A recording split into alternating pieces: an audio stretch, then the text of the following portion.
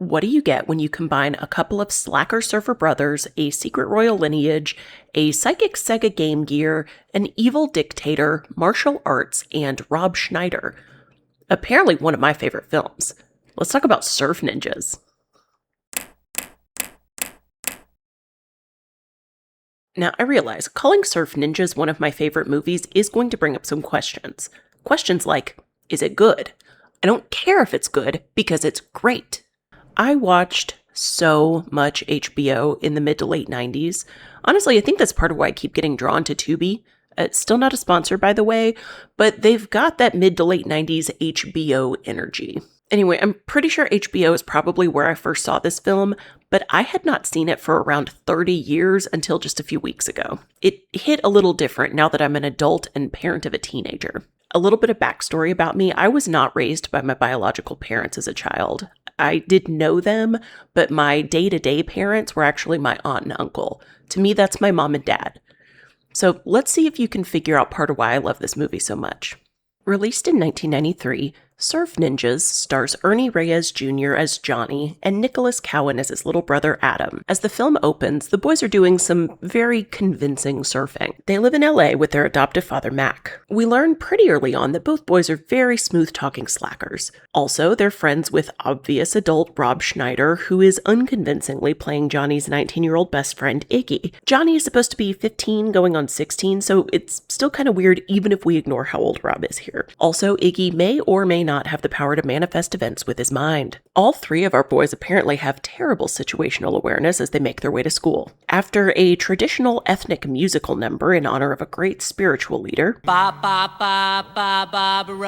learn that ninjas appear to be actively trying to kill these kids. Fortunately, they have a guardian angel in an eye patch. We get a brief interlude with Colonel Chi, where we learn that he's the one who wants our heroes dead. He also has a horrifying lair and trouble getting to his phone before it rolls over to answering machine. While hanging out at Mac's restaurant, our guardian angel, Zach, appears seemingly out of nowhere. Mac obviously recognizes him, but before we can explore that, it's ninja time. Zach is able to get the boys out, but Mac stays behind to fight and is taken. Zach explains to the boys that they're princes from the country of Patusan, and it's time for them to return to fulfill their destinies and free their people. We learn Johnny is destined to be a great warrior king, and Adam is destined to be a visionary. Zach tells us that Colonel Chi is responsible for the deaths of the king and queen, as well as the loss of Zach's eye. We also learn how Mac wound up being the one to raise the boys. Meanwhile, responsible adult Iggy calls the police. Officer Tone Loke shows up, tries to comfort the boys by telling them their dad probably just bailed on them, and then leaves them in the care of Uncle Iggy, aka Scottish Hitler. More ninjas show up. This time, Adam discovers that he can do psychic stuff with his Sega Game Gear, and they use it to help outsmart the bad guys. After blowing up their house, Zach takes our trio to a restaurant where we meet Ro May, Johnny's betrothed. Another ninja fight ensues, this time with Tiger Boys, and Johnny develops magical martial arts skills that help defeat them. Then everyone hops on this freighter ship headed to Patusan, including Officer Tone Loke for some reason. Not sure how much time passes in the movie, but this trip would have taken around 3 weeks in real life. Of course I looked it up. While traversing the jungle, we learn some ancient wisdom. Money can't buy knives. We also meet a helpful monkey, get another excellent fight sequence, this time between real-life father and son, and Adam rides Officer Tone Loke down a hill like a toboggan for some reason. Romay creates a diversion that's potentially pretty uncomfortable depending on how old she's supposed to be. Also, I've now used her name twice, which is more than it said in the entire film. After a daring rescue mission and an inexplicable fourth wall break by Iggy, it's time to rally the citizens of Patusan to fight for their home. Using some homemade surfboards to reach their final destination, our band of rebels are ready to face off against Colonel Chi and his ninja goons. It's a good thing they managed to bring all these grappling hooks and somehow still dry dynamite with them. Our final showdown seems like a real uphill battle, but our rebels refuse to give up. Colonel Chi proceeds to full-on just shoot Zach. Don't worry, apparently he also may or may not have the power to manifest with his mind just like Iggy, and he wills himself to not die. Also, we learn Zach is really Uncle Zach. As the film likes to remind us, you can do anything when it's your destiny. Johnny's about to put that to the test when he faces final boss Colonel Chi. Their fight is interesting, to say the least. Johnny is ultimately victorious, and it's time to take his place as the king of Patusan. But what now 16-year-old wants to rule a remote island nation when they can go back to living the surfer dude life in California? After Johnny abolishes the monarchy with no plan in place for how the government of Patusan is supposed to be run now, we get a full musical number out of nowhere before we fade out. Normally this is the part where I would try to come up with like a fun little transition to launch into the rest of my essay, but not this time. I genuinely love this movie so much. It deals with some surprisingly heavy themes and honestly has just a ridiculous amount of heart behind it all. Now, you might be saying to yourself, Wesley, are you sure you're not reading too much into this? I saw this movie and the writing gets pretty silly. And most of the time I would say, yeah, you're probably right, but not in the case of Surf Ninjas. Why? Well, this movie was written by a man named Dan Gordon. Now, admittedly, his list of work is kind of a mixed bag, but he was really tapped into something in the 90s because he had a string of just phenomenal work. I'm not going to go through all of his credits here, but if you've never seen 1995's Murder in the First, starring Christian Slater, Kevin Bacon, and Gary Oldman, I highly recommend it. Tonally, it's basically the exact opposite of Surf Ninjas. It's a very heavy, serious courtroom drama that deals with some intense subject matter. If you like that kind of film, I would highly recommend checking out Murder in the First. All I'm saying is, knowing what he's capable of, I don't think that I'm about to pull at any thread that Dan Gordon didn't intentionally include in this movie. So let's start by looking at what this film says about fatherhood. What does it mean to inherit a father that you never knew?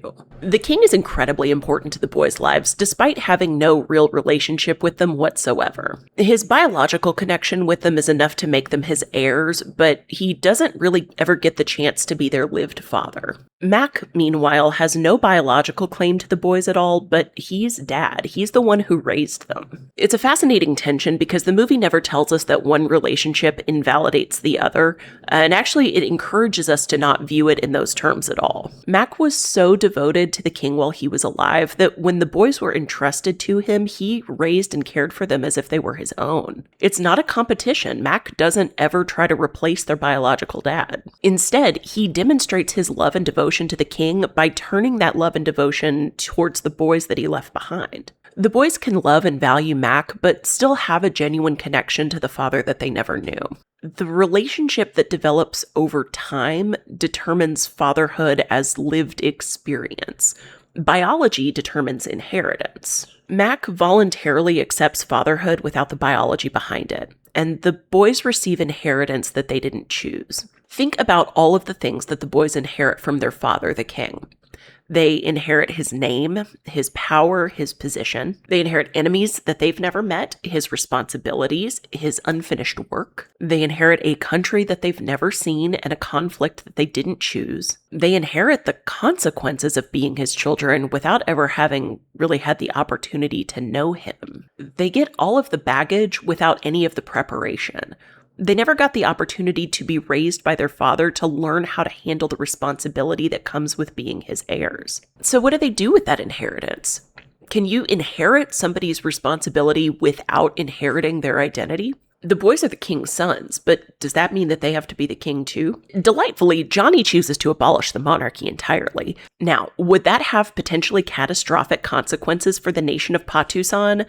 Probably, but I think things could go equally poorly if they were being governed by an untrained American race teenager, so there's that. Johnny's eventual decision to abolish the monarchy is about more than just turning down a throne. He's basically saying that his inheritance doesn't get to define who he is. The movie repeatedly distinguishes between what you're given and what you choose. Mac is given children who aren't biologically his, but he chooses to be their father. Johnny is given a kingdom because of his biology, but he chooses what to do with that inheritance.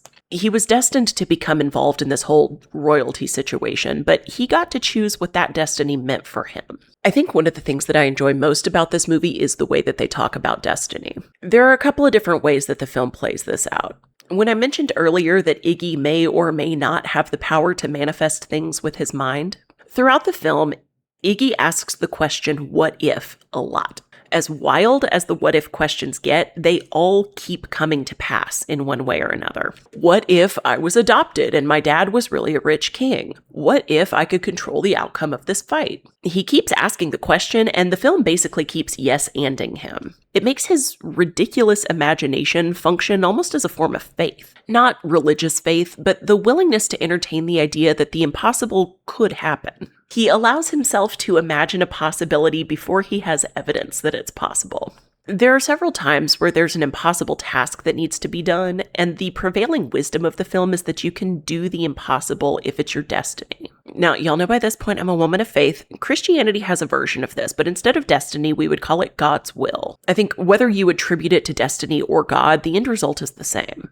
We don't know whether we're destined to accomplish something. We don't know whether something is God's will. We don't get a roadmap that explains our purpose. We find out by walking forward. When faced with an impossible task, you don't know what's possible until you try. Sure, you might not succeed, but what if you do? Okay, there were so many freaking rabbit holes in this movie, I had to cut like half of them, and we're gonna have to speed run the rest. First off, I don't know what happens to my brain sometimes when I'm watching these movies, but it likes to smash things together that just don't belong. I already mentioned Scottish Hitler, but the other one that my brain jumped at because they're leading this whole revolution thing was Che Guevara Iggy. I don't have great art skills, but please enjoy this rough approximation of what happened in my brain. I really want to make a better version of this and put it on a shirt or something. Next, Ernie Reyes Sr., Uncle Zach in the film, was also the martial arts choreographer. I do think it's funny that we have to suspend disbelief the entire time and pretend like Ernie Reyes Sr. and Ernie Reyes Jr. don't look exactly alike. The kid has two dads in the film, and his actual dad plays his uncle. They do have a wonderful fight scene together when they go and get the knives, and I have to imagine that they just had a great time rehearsing and preparing that fight. Like, I can picture them sparring in the kitchen, you know? Being a parent myself now, I think that it's beautiful that this time in their lives together is captured on film. Also, I would be remiss if I didn't mention this was a Hollywood film in 1993 with a mostly Asian American cast. Yes, I am including Rob Schneider. That was basically unheard of at the time. And yes, I did have a huge crush on Ernie Reyes Jr. when I was a kid. I believe the reason is evident. Neil Israel, the director of the film, made an appearance as Mr. Dunbar, so that's fun. Some of the casting choices are really out there, especially Rob Schneider, Leslie Nielsen, and Tone Loc. Apparently they were just trying to get some recognizable faces attached. And Rob looks so old because he was, I think, 28 at the time they filmed this. This guy right here is named Mitchell Hurwitz. It's such a tiny role, I don't even think he has a line. But Mitchell has had an extremely successful career in Hollywood, just not for his acting. Among other things, he's the creator of the show Arrested Development. Isn't that wild? For all of its faults, I think that this is a genuinely wonderful movie, and it's a shame that it never really got the chance to shine that it deserved. From 1967 to 1994, New Line Cinema was an independently owned company. They were purchased by, at the time, Turner Broadcasting Systems, and that deal was finalized at the beginning of 1994. Surf Ninjas came out in 1993, right in the middle of that whole transition, and I can't help but wonder if that's at least partially responsible for the film's general lack of promotion. Because of that, I'm hopping on a bandwagon that I didn't know existed until I started doing my research for this movie. I'm going to leave a link below to an article from Mel Magazine. They did a fantastic oral history of the film, so they interviewed a ton of the people that were involved. In his interview, Nick Cowan, aka Little Brother Adam, said he's written a screenplay for a sequel, and he's a graphic designer now, so he even made this logo. On behalf of the millennials everywhere who have a special place in their heart for this film, we support a reboot. You did it with Karate Kid and Cobra Kai, you can do it with Surf Ninjas. That's all I've got on Surf Ninjas, unless they come through with that reboot. As usual, there's a link in the description below where you can check the film out on Tubi free with ads. And if you're interested in this sort of thing, I've got a watch-along for Surf Ninjas up over on Patreon. It's really sparse over there right now, but I plan going forward to do a watch along for every film or eventually TV show that I do an essay on. No pressure because they are behind a paywall, but they're there if you're interested. You bring your own copy of the movie, most of which are available on Tubi with ads, sync up to my time codes, and it's like we're watching the movie together. Currently, I've got watch-alongs over there for Surf Ninjas and Ladybugs, and I do plan in the very near future to go back and add watch-alongs for The Toughest Man in the World, Over the Top, and No Holds Barred. Thank you so much for joining me today. Let me know down below if there are any movies you think I should check out for this series. Please like, comment, subscribe, ring the little bell, do all the things. And as always, Jesus and I love you, Joe. Jesus and I love you too, Lise. Jesus and I love you. Later, y'all.